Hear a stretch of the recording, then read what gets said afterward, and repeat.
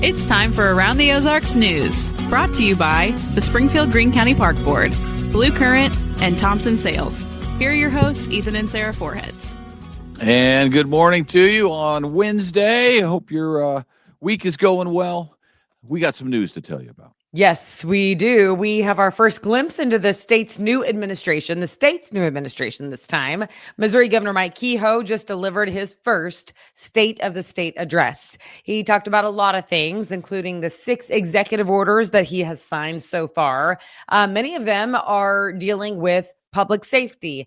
And he got input from law enforcement on a lot of these, including recruiting and retaining more police officers, along with more policing equipment and training. Kehoe also talked about his plan to better combat the fentanyl crisis, among other topics. But he is on the move. Missouri State now has a short list down from 80 applicants. There are 5 remaining, 5 finalists to become the university's next provost. 2 of them are internal candidates. The finalist will succeed John Jasinski, who's leaving his position early, which is in December. The public will be able to hear from the remaining candidates next month at MSU. We will keep you posted on that. Okay. Turkey processing plant, meanwhile, in Springdale, Arkansas, will close this summer. That's not good news. Cargill says the work will be moved instead to plants here in Missouri and in Virginia. Unfortunately, it will be a big hit to the Springdale, Arkansas area. Cargill is one of the largest employers there and has been since 1965. But later this summer, it will shut down that plant for good. Well, we raised the question about the drones the other day, and the White House, the Trump press secretary, just answered the question about the drones. Not necessarily the ones that we've seen here. Sarah, on her Facebook page, if you want to check it out, recorded a drone last week, I guess. It was Friday morning. It was there was snow on the ground still, I think. Well, it was Friday morning. I mean, I know that to be true because I know where I was headed when I saw it. So last Friday morning, you can watch the video of the drone that she saw over our neighborhood. The very morning that we were talking about how we hadn't heard much about the drones lately and wonder what Trump's going to say about the drones. And then my neighbor, by the way, reported to me that he saw a different drone the next day.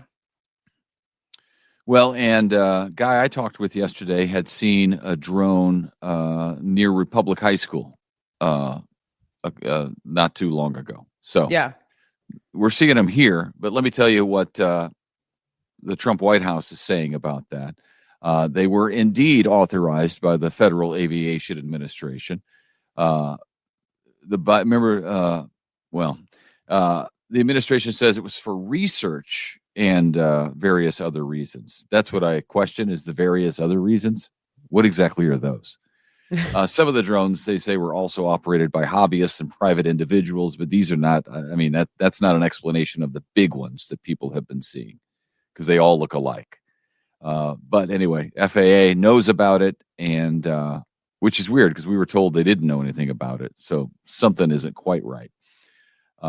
Trump did say it was not the enemy, and that it was our own government doing some research. So we'll see if they continue and if we get some more answers about that sort of thing.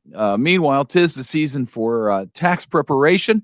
And starting next week, as they do every year, jury accounting students will provide free tax preparation through the university's IRS Volunteer Income Tax Assistance site.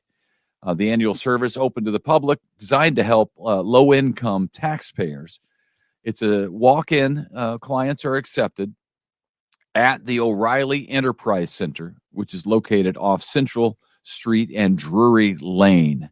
So you can walk in and you can get some help 4 to 8 p.m. starting Monday, and then it'll be Mondays and Thursdays from 4 to 8 p.m. Through March 6th. So starting this coming Monday through March 6th, Mondays and Thursdays, 4 to 8 at the O'Reilly Enterprise Center at Central Street and Drury Lane. All right. Where one sandwich shop closes down, another one opens up in literally the same place, exactly the same place. The almighty Sando shop is replacing the sandwich scene, which, as we told you, recently closed down in downtown Springfield. The new shop will open in March at 208 West McDaniel Street. They're also planning to include an upstairs seating area and an expanded vegan menu.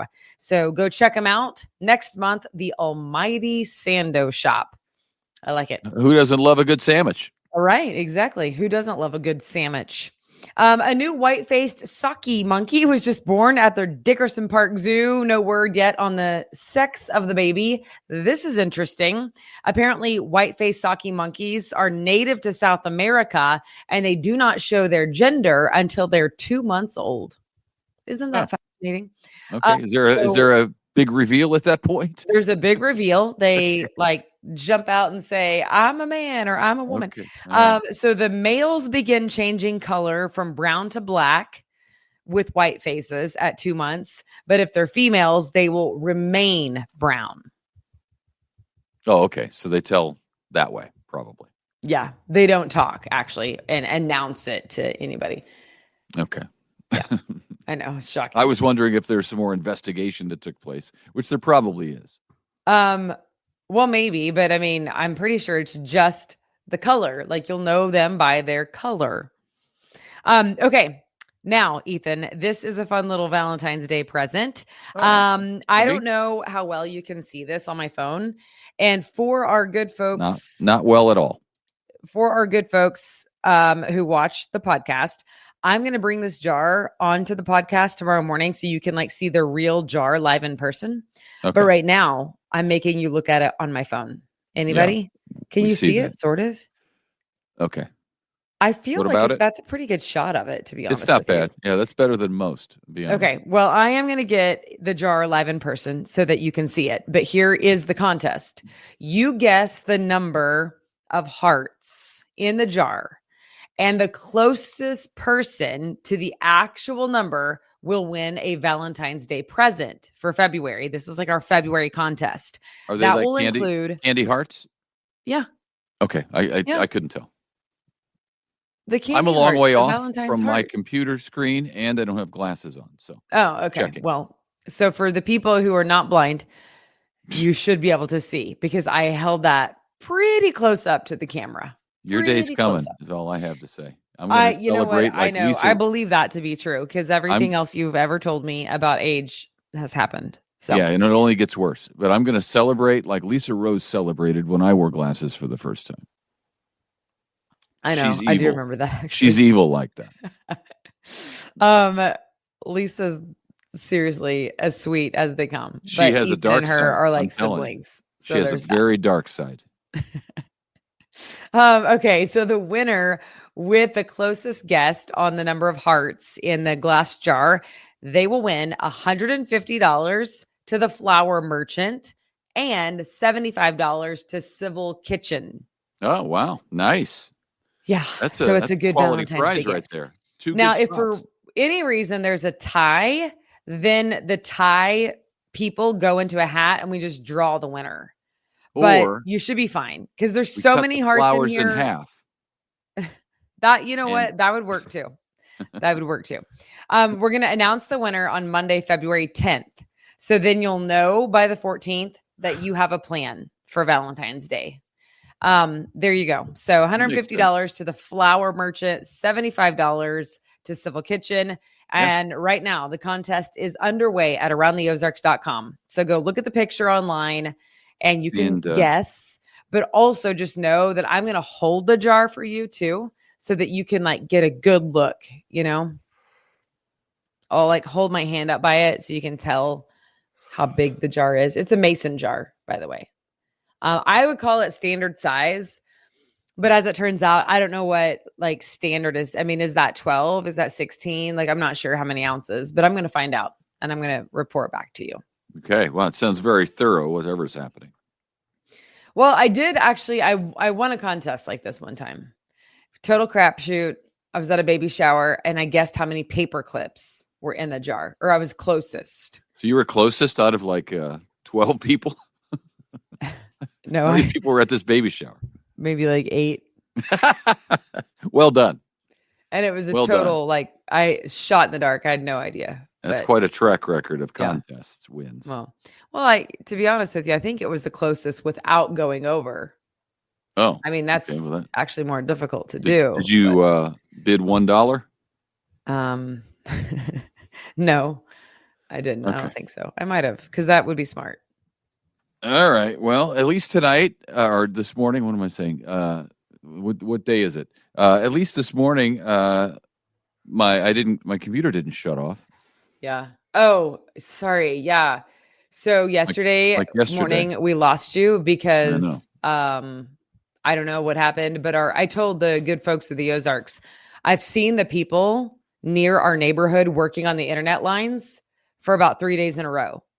And I always feel like that's not a good sign. Like normally in one day they can get that taken care of. So the fact that it was like a different crew on day 3, I was like, there's like an issue. Well, we have been struggling in the last few weeks. I've mentioned it to you more than once. I was trying to watch a ball game the other day, and it wasn't even the Chiefs game. Was it the Chiefs game? Right now? Yeah, it was the Chiefs game. Yes, Oh, it was a Chiefs game. but it happened and elsewhere. right now I'm hardwired in, just for the record. Yeah. All right. Well, but you're not like a charm. Okay, everybody. Is that it, Gracie? I think so. Yeah. Okay. We'll see you tomorrow, guys. Thank you so much for tuning in. See you on Thursday. It's time for Around the Ozarks Wake Up Weather, sponsored by Command Family Medicine and John's Heating and Air. Here's your host, meteorologist Abby Dyer. Good morning, everyone. We have temperatures to start you off right around the freezing point this morning, and we are in for another mild day in the Ozarks. The wind's not quite as strong today either, and I'm also expecting some rain to arrive on the radar. That happens after midnight tonight, and we should be having some rain showers out this time tomorrow morning. So enjoy a dry day. If you want to get the errands run, without the rain, go grocery shopping, something like that. Get out and about today. Take advantage of the mild temperatures while we have the dry time as well. It does appear that some heavy downpours will be heading our way as we head into the later parts of the work week forecast. Rain is on the way, and as I said, that arrives after midnight for most overnight tonight. Today, if you look at the national map, the rain showers are all down focused in Texas, portions of Arkansas and Oklahoma. They will be making their way up into the Ozarks, though, overnight tonight, and this will last through most of the day on Thursday. Rain will linger into Friday as well. I do expect that we see this strong storm system up in the Northeast continue to go on too. So New England's seeing some snowfall while we get to enjoy the above average temperatures, at least for this time of the year.